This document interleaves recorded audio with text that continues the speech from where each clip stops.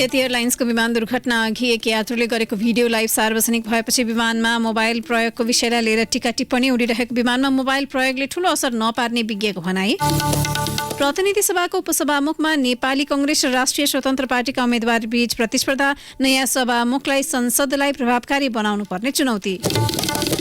कांग्रेस नेतृत्वको पूर्ववर्ती सरकारले छिमेकी मुलुकहरूसँगको सम्बन्धलाई तनावपूर्ण बनाएको एमाले अध्यक्ष ओलीको आरोप, नेपालको भूमि कसैलाई प्रयोग गर्न नदिने भनाई। न्युजिल्यान्डको प्रधानमन्त्रीमा क्रिस हपकिन्स चुनिने पक्का र ए डिभिजन लिग फुटबलको तालिका सार्वजनिक। आगामी फागुन 19 गतेबाट सञ्चालन हुने लिगमा 14 टोली सहभागी। नमस्कार, कान्तिपुर डायरीका साथमा साथी तुलसी र म दिवा। अब समाचार विस्तारमा। सुरुमा कान्तिपुर सविस्तार। कान्तिपुर सविस्तार। पछिल्लो पटक यति एयरलाइन्सको विमान पोखरा विमानस्थल नजिकैको सेती खोजमा दुर्घटना भएपछि त्यसको कारण के हो भन्नेबारे चासो व्यक्त भएका छन्। दुर्घटना हुनु केही सेकेन्ड अघि विमानका एक यात्रु भारतीय नागरिक सोनु जैसवालले विमानबाटै फेसबुक लाइभ गरेर भिडियो बाहिर आएपछि उडिरहेको विमानमा मोबाइल प्रयोगको विषयमा सार्वजनिक वृत्तमा टीका टिप्पणी भइरहेका छन्। विज्ञहरूका अनुसार विमान मोबाइल प्रयोग गरेकै कारण दुर्घटना हुने कुनै आधार अहिलेसम्म भेटिएको छैन। नमस्ते, महिला तथा सचिन ग्राम। आफ्नो सुरक्षाको लागि सीटको पेटी बाँधिरहनुहुन, धुम्रपान नगर्नुहुन र मोबाइल फोनको स्विच अफ अथवा फ्लाइट मोडमा राखिदिनुहुन अनुरोध गर्दछौँ। हामी यहाँहरूको सुख। विमानमा यात्रा सुरु गर्नु अघि विमान परिचालिकाले यात्रुका लागि गर्ने अनुरोध हो यो। जानकारहरूका अनुसार सुरक्षालाई मध्यनजर गर्दै विद्युतीय उपकरण प्रयोग नगर्न आग्रह गरिन्छ। गत माघ 1 गते पोखरा विमानस्थल नजिकैको सेती खोजमा 72 जनाको ज्यान जाने गरी भएको विमान दुर्घटनापछि विमानमा मोबाइल प्रयोग गर्न हुने वा नहुने भन्ने विषयमा आम मानिसले चासो व्यक्त गरेका छन्। सो दुर्घटना अघि विमानका एक यात्रु भारतीय नागरिक सोनु जैसवालले विमानबाटै फेसबुक लाइभ गरेको भिडियो बाहिर आयो। पोखरामा यतिको विमान अवतरण गर्ने तयारी भइरहँदा विमान दुर्घटना हुनु भन्दा केही सेकेन्ड अगाडि भारतीय नागरिक सोनु जैसवालले विमानभित्रबाट आफन्तसँग भिडियो लाइभ गरेका थिए। दुर्घटनाको एकिन कारण बाहिर नआए पनि उनी भारतीय नागरिक सोनु जैसवालले विमानको उडान दौडान प्रयोग गरेको विद्युतीय उपकरण मोबाइल फोनको प्रयोग दुर्घटनाको कारण हो भन्ने अर्थमा टीका टिप्पणी भएको छ। यात्रुले मोबाइल उपकरण प्रयोग गरेकै कारण दुर्घटना भएको भन्न नमिल्ने बताउँछन् नागरिक उड्डयन प्राधिकरणका प्रवक्ता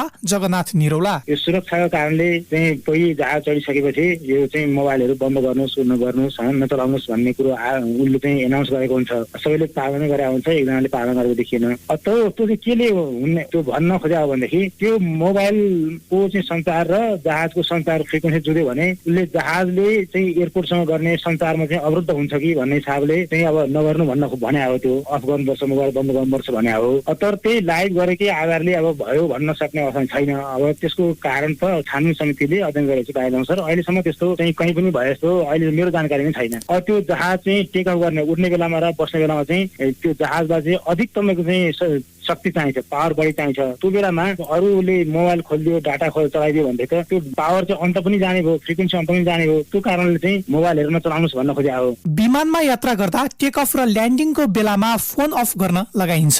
विज्ञहरूका अनुसार फोन अन गर्दा विमानभित्र र खास गरी ककपिटमा विद्युतीय तरङ्गलाई असर गर्न सक्छ, जसले गर्दा कतिपय अवस्थामा चालक दलका सदस्यको एकाग्रतामा समस्या ल्याउन सक्छ। कहिलेकाहीँ मोबाइल फोनकै कारण विमान र ट्राफिक कन्ट्रोलको रेडियो कलमा संचार सम्बन्धी समस्या आउन सक्ने बताउँछन् एकजना विज्ञ नारायणमान डङ्गोल। उनी भन्छन् फ्लाइटमा अब यो कहिलेकाहीँ यो मोबाइलको चाहिँ प्रयोग हुँदाखेरि त्यसमा जहाजमा चाहिँ जुन नेभिगेसनल एड्स छ नि त्यसमा अलिकति इन्टरफेरेन्स हुन सक्ने सम्भावना भएकोले चाहिँ त्यो रिक्वेस्ट गरिन्छ। अब नेभिगेसन भनेको रेडियो नेभिगेसनल एड्स चाहिँ प्रयोग गरिन्छ पाइलटहरूले, त्यसमा अलिकति इन्टरफेरेन्स हुन्छ र यताउता इफेक्ट पर्छ भनेर चाहिँ डरले चाहिँ स्विच अफ गराउँछ। प्यासेन्जरलाई जोखिम हुने होइन। अब त्यो चाहिँ नेभिगेसनल एडमा त्यसको इफेक्ट केही हुन सक्ने सम्भावना छ। त्यसैले अब पाइलटले अथवा एयर होस्टेसहरूले स्विच अफ गर्नुहोस् भनेर चाहिँ रिक्वेस्ट गरिन्छ। इक्विपमेन्टमा अब अलिकति केही गरी इन्टरफेरेन्स हुने नि, तपाईँको अहिले हामीले कुरा गर्दाखेरि कहिले काहीँ इन्टरफेरेन्स हुन्छ नि, त्यस्तो हुने सम्भावना भएकोले त्यो गरिने हो।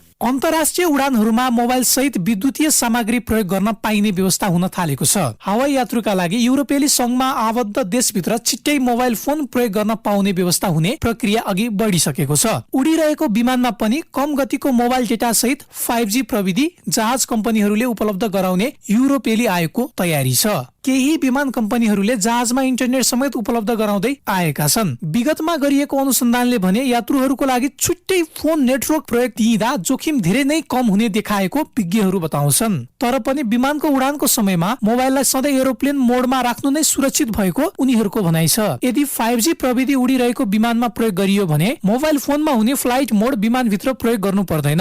यद्यपि विमानमा 5G प्रविधि कसरी अगाडि बढ्छ भन्नेमा प्रष्टता छैन। तर विमानमा टेकअफ र ल्यान्डिङको बेलामा मोबाइल प्रयोग गर्न नदिइने भए पनि उडानको बेला इन्टरनेट चलाउन समेत मिल्ने बताउँछन् क्याप्टेन कुमार पाण्डे। उनी भन्छन्, खास गरी यो टेकअप र ल्यान्डिङमा चाहिँ अलिकति त्यसको चाहिँ नि रेजले फरक पर्छ भनेर इन्टरनेसनली नै त्यसलाई उ गरेको छ है। क्रुजमा चाहिँ हुँदैन, किनभने अब हामी पहिला फ्लाइट गरेको बेलामा म इन्डियामा किङफिसरमा उडेको बेलामा हामी क्रुजमा त हामी त्यति बेला किङफिसरले वाइफाई नै अलाउड गरेको थियो। हामीसँग त्यो वाइफाई नै भएर हामी त त्यहाँ त क्रुजमा चाहिँ कुरा गरेर हिँड्थ्यौँ। प्यासेन्जर भएको बेलामा एज अ प्यासेन्जर चाहिँ प्यासेन्जरले मजासँग चाहिँ नि एड गर्ने कुरा गर्ने सबै हुन्छ। त्यसो अझै पनि वास्तवमा आधिकारिक पुष्टि के पनि छैन। हेर्नुहोस् है, क्रुजमा चाहिँ नि वास्तवमा केही पनि फरक पर्दैन। नयाँ टेक्नोलोजीहरू आइसकेको छ, अब त्यो पनि टेकअप ल्यान्डिङमा पनि खास पर्दैन भन्ने कुरा आइसकेको छ। प्रविधिसँगै उड्डयन क्षेत्रमा पनि उल्लेखनीय प्रगति हासिल भएको छ। उड्डयन क्षेत्रलाई सुरक्षित बनाउन अपनाइने नियम र विधि पालनमा भने सबैको जिम्मेवारी हुन्छ। उडिरहेको विमानभित्र इन्टरनेट प्रयोग गर्न दिँदा विगतको पाठ हेरेर सुरक्षित हुन्छ भन्ने र अझै केही समय अनुसन्धान गरी सुरक्षित यकिन गरेर मात्र प्रयोग गर्नुपर्छ भन्ने धारणा प्रकट भएका छन्। रेडियो कान्तिपुरका लागि मनिष अधिकारी। कान्तिपुर सविस्तार। नेपाल नागरिक उड्डयन प्राधिकरण स्थापना हुनुअघि हवाई विभागसँग एउटा मात्रै ट्विन अटर विमान थियो। त्यही पनि राष्ट्रसङ्घले खाद्यान्न ओसार्न दिएको। खाद्य संस्थानका लागि कार्गो उडान गर्ने त्यो विमान उडाउन 8 जना पाइलट थिए। 3ले कार्गो उडान बाहेक विमान जाँच र निरीक्षण पनि गर्थे। प्राधिकरणबाट अवकाश प्राप्त एक उपमहानिर्देशकका अनुसार तीमध्ये 5 जनाको विभिन्न हवाई दुर्घटनामा परि निधन भयो। प्राधिकरणका वरिष्ठ पाइलट शिव श्रेष्ठको 2055, भदौ 5 मा म्याग्दीमा, प्रकाश श्रीवास्तवको 2061 सालमा, लमजुङमा 12 जेठमा, लम्जुरा सोलुखुम्बुमा, प्रभुशरण पाठकको 1 जेठ 2069 मा, जोमसोममा प्रभाकर घिमिरे तथा वसन्त लामाको 15 जेठ 2079 घाँसा मुस्ताङमा मृत्यु भयो। बाँकी 3 जना यति एयरलाइन्स, प्राधिकरण र नेपाल वायु सेवा निगममा छन्। निगमका एमबी तुम्बा हाङफे मात्रै हाल सक्रिय उडानमा हुनुहुन्छ। प्राधिकरणका अनुसार 2012 सालमा सिमरामा भएको भारतीय विमान दुर्घटनादेखि आइतबार पोखरामा भएको यतिको जहाज दुर्घटनासम्म आइपुग्दा नेपालमा 105 वटा हवाई दुर्घटना भएका छन्। 919 जनाको मृत्यु भएको छ। प्राधिकरणले हरेक वर्ष सार्वजनिक गर्ने प्रतिवेदन अनुसार 68 वर्ष यता नेपालमा सुगम तथा दुर्गम रूटमा हुने फिक्स्ड विङ तर्फका व्यावसायिक उडानमा 50, हेलिकप्टर चार्टरमा 36, विदेशी वायु सेवामा 10 र एकल इन्जिन भएका विमानमा 8 गरी 108 वटा हवाई घटना तथा दुर्घटना भएका छन्। 3 दशकदेखि जहाज उडाइरहेका केही वरिष्ठ पाइलटका अनुसार व्यावसायिक उडानका 50, हेलिकप्टरका 10 र एकल इन्जिनका 8 गरी झण्डै 70 पाइलटले ज्यान गुमाएका छन्। यी मध्ये व्यावसायिक उडानका मात्रै करिब कम्तीमा 10 जना वरिष्ठ प्रशिक्षक पाइलटको मृत्यु भएको छ। 2017 कार्तिकमा भैरहमामा निगमको जहाज दुर्घटना हुँदा विके श्रेष्ठ, काठमाडौँबाट सिमराका लागि उडेको निगमको जहाज हेटौँडामा 2026 असारमा दुर्घटना हुँदा क्याप्टेन राम गुरुङले ज्यान गुमाएका थिए भने निगमकै विमान 2051 साल पुस 30 गते बौद्धमा दुर्घटना हुँदा रामसिंह गुरुङको पनि मृत्यु भएको थियो। बसाङबाट फर्कदै गर्दा 2057 सालमा डडेलधुरा जोगबुढाको दुर्घटनामा वाङदी लामा, 2059 साउनमा जुम्लाबाट फर्किँदै गरेको स्काइलाइन विमानको क्याप्टेन विजय गिरी, त्यही वर्ष जुमसमबाट पोखरा आउँदै गर्दा क्याप्टेन विपिन मिश्र, 2063 जेठमा जुम्लामा भएको दुर्घटनामा प्रशिक्षक पाइलट किरण मल्लले ज्यान गुमाए। 2067 सालमा लुक्लामा अवतरण हुन नसकेर फर्किँदै गर्दा दुर्घटना हुँदा अग्नि एयरका पाइलट प्रशिक्षक पाइलट लक्की शाह, 70 साल फागुनमा अर्घाखाँचीको मिसिलेक निगमको जहाज दुर्घटनामा क्याप्टेन शङ्कर श्रेष्ठ, 72 साल फागुनमा म्याग्दीको दानामा यतिको जहाज दुर्घटना हुँदा प्रशिक्षक पाइलट रोशन मानन्धरको निधन भयो। यिनीहरू नेपालका उड्डयन कर्मीले अत्याधिक सम्झिरहने पाइलट हुन्। यी प्रशिक्षक पाइलटले उडाएको जहाज दुर्घटनामा कसरी पर्यो होला भनेर अहिले पनि नेपाली उड्डयन कर्मी भेला हुँदा आश्चर्य मानिरहन्छन्, किनकि यी अधिकांशले को पाइलटबाट क्याप्टेन र क्याप्टेनबाट प्रशिक्षक पाइलट बनाएका थुप्रै पाइलट अहिले नेपालको सबैभन्दा ठूलो एयरबस वाइड बडी विमान उडाउनेसम्म भइसकेका छन्। नेपालको लाइसेन्स भएका कम्तीमा 1 दर्जन पाइलट विदेशी वायु सेवामा छन्। यसै सूचीमा यसपटक पोखरामा चालक दलसहित 71 जनाको निधन र 1 जना बेपत्ता भएको यतिको एटीआर दुर्घटनामा प्रशिक्षक पाइलट कमल केसी परेको घटनाले वायु सेवा कर्मीलाई झट्का दिएको छ, किनभने यो एटीआर हालसम्मकै दुर्घटनामा परेको सबैभन्दा आधुनिक विमान हो।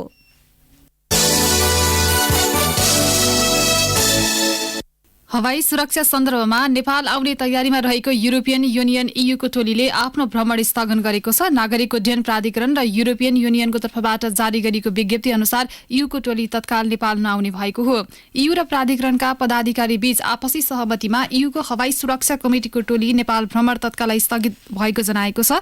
गत माघ 1 गते पोखरामा यति एयरको विमान दुर्घटना हुनु अघि नै EU को टोलीले नेपाल भ्रमणको तालिका तय गरेको थियो। अन्तर्राष्ट्रिय नागरिक उड्डयन संगठन आइकाओले नेपालको हवाई सुरक्षामा सुधार आएको निष्कर्ष दिए पनि EUले भने नेपालमाथिको प्रतिबन्ध हटाउन अस्वीकार गर्दै आएको छ। प्रतिबन्ध हटाउन नमानेको EUले पोखरा विमान दुर्घटनापछि प्रतिबन्धलाई अझै निरन्तरता दिने आशंका नेपाली अधिकारीहरूले गर्दै आएका छन्।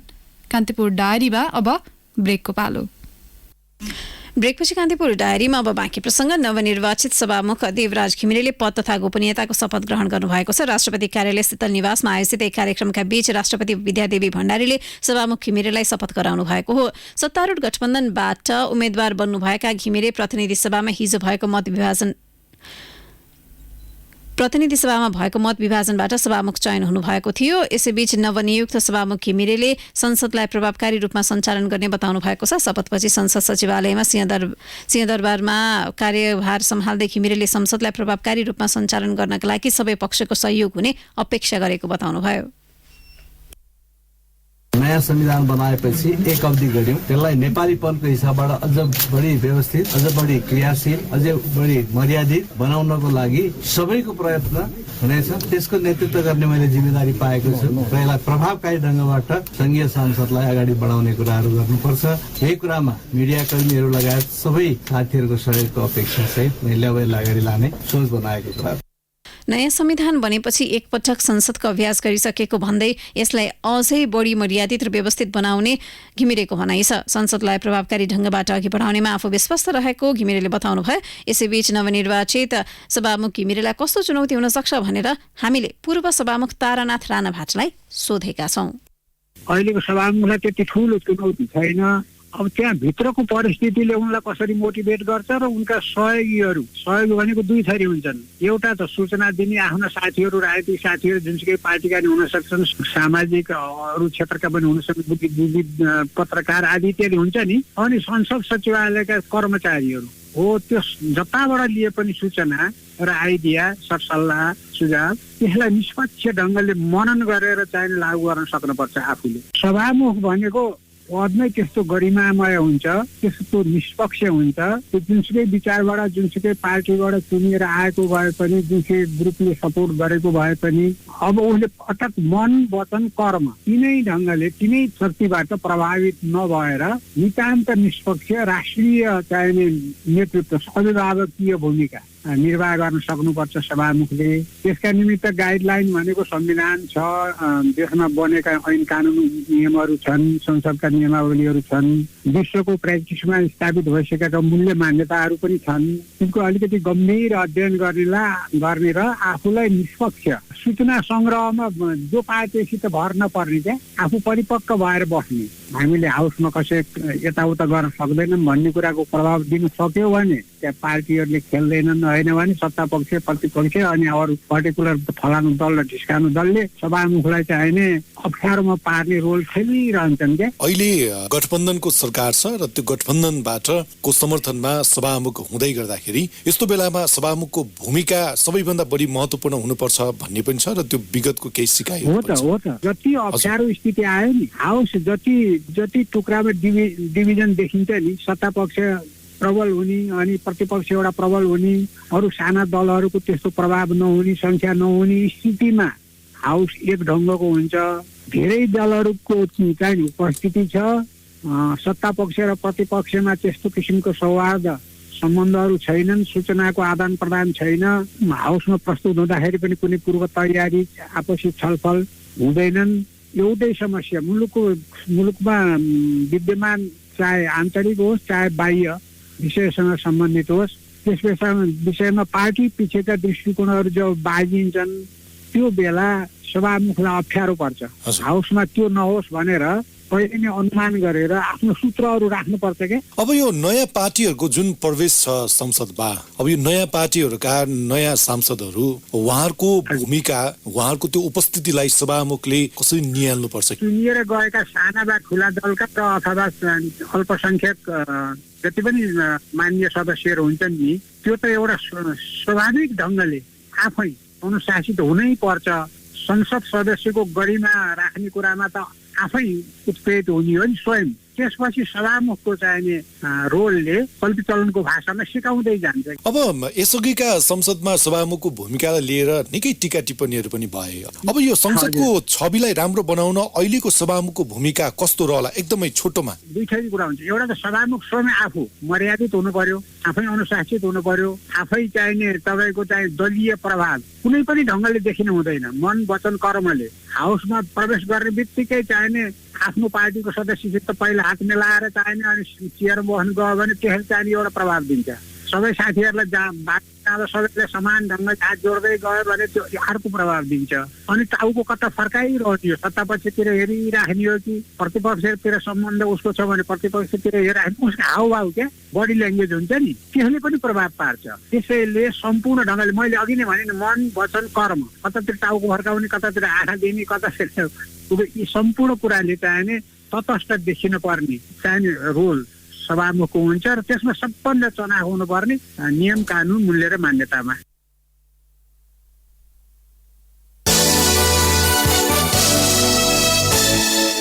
प्रतिनिधि सभाको उपसभामुखमा राष्ट्रिय स्वतन्त्र पार्टीकी इन्दिरा राणा मगर र कांग्रेसकी मुक्ता कुमारी यादवले उम्मेदवारी दिएका छन्। सत्ता गठबन्धनका तर्फबाट राष्ट्रिय स्वतन्त्र पार्टीकी समानुपातिक सांसद राणा मगरले उम्मेदवारी दिनुभएको हो। उहाँको प्रस्तावकमा राष्ट्रिय स्वतन्त्र पार्टीकी सविता गौतम र समर्थकमा एमालेका कृष्ण गोपाल श्रेष्ठ, माओवादीकी नारायणी शर्मा र राप्रपाका राजेन्द्र लिङ्गदेन छन्।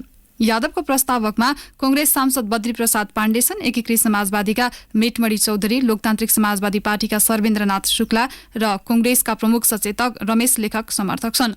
कांग्रेसले एकीकृत समाजवादी, लोसपा र राष्ट्रिय जनमोर्चा सहित मोर्चा बनाएर उपसभामुखमा उम्मेदवारी दिएको हो।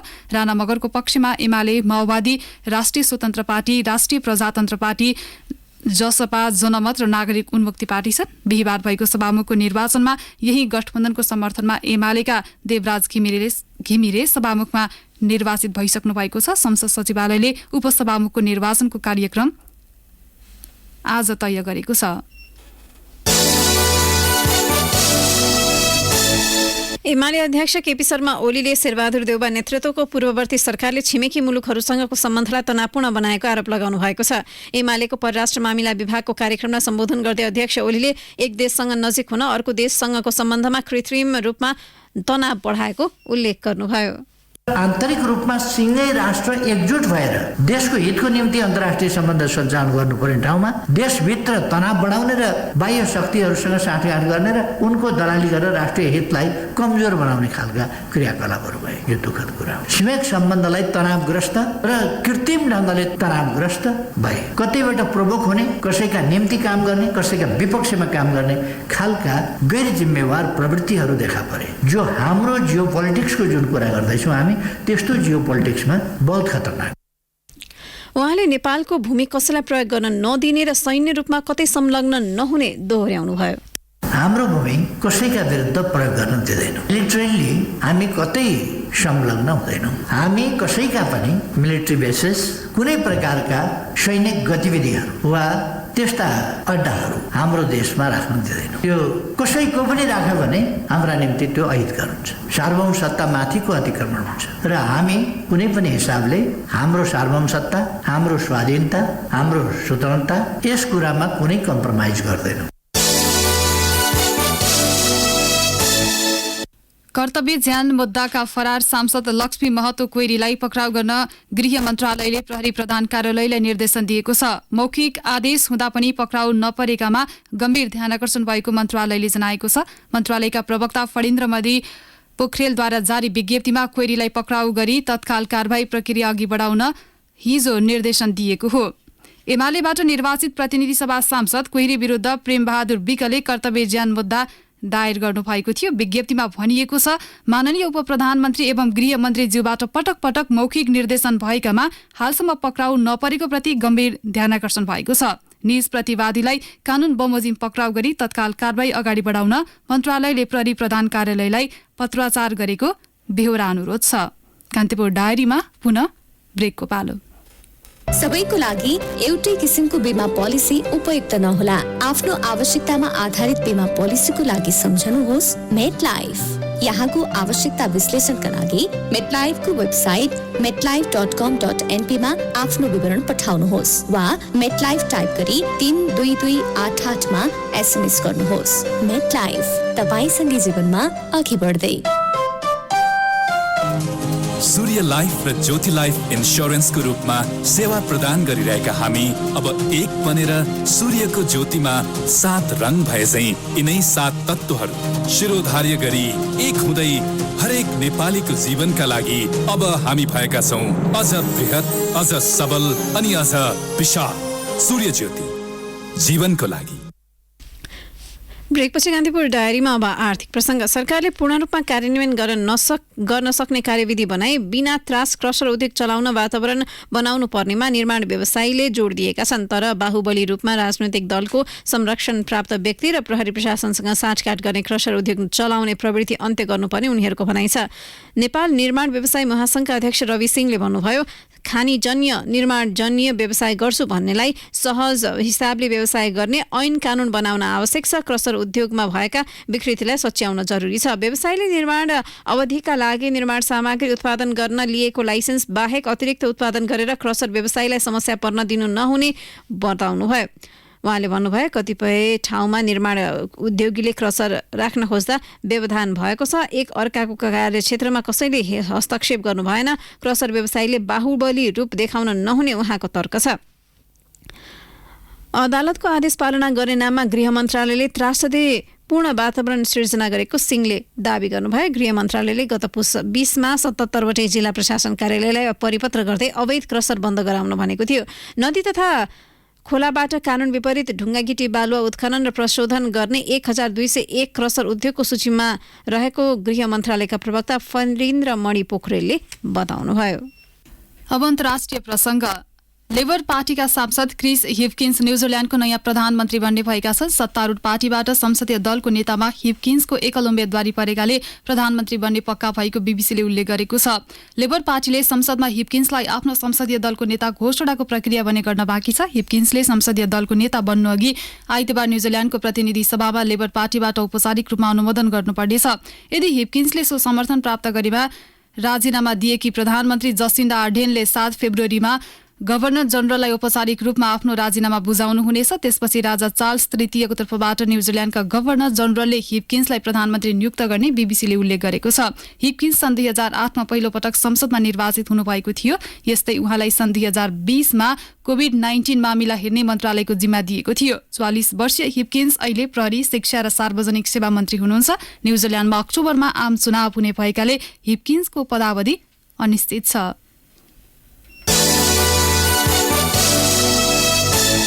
अब खेल प्रसङ्ग। शहीद स्मारक ए डिभिजन लिग फुटबलको यस सिजनको खेल तालिका सार्वजनिक गरिएको छ। अखिल नेपाल फुटबल सङ्घ एन्फाले सार्वजनिक गरेको खेल तालिका अनुसार उद्घाटन खेलमा नवप्रवेशी टोली खुमलटारी युथ क्लब र फ्रेन्ड्स क्लब बीच प्रतिस्पर्धा हुनेछ। खेल काठमाडौँको त्रिपुरेश्वर स्थित दशरथ रङ्गशालामा साँझ 5:30 बजे सुरु हुनेछ। यसपटक खुमलटार र चर्च बोइज युनाइटेडले ए डिभिजन लिगमा डेब्यू गर्दैछन्। 14 टोलीको सहभागिता रहने लिगका खेलहरू दशरथ रङ्गशाला, च्यासल खेल मैदान र ललितपुरको सातोबाटो स्थित एन्फा मैदानमा हुनेछ। लिग विजेताले 75 लाख, उपविजेताले 50 लाख र तेस्रो हुनेले 25 लाख रुपियाँ पाउनेछन्। आगामी फागुन 19 गतेबाट सुरु हुने लिग यसपटक डबल राउन्ड रोबिन लिगका आधारमा चल्ने एन्फाले जनाएको छ।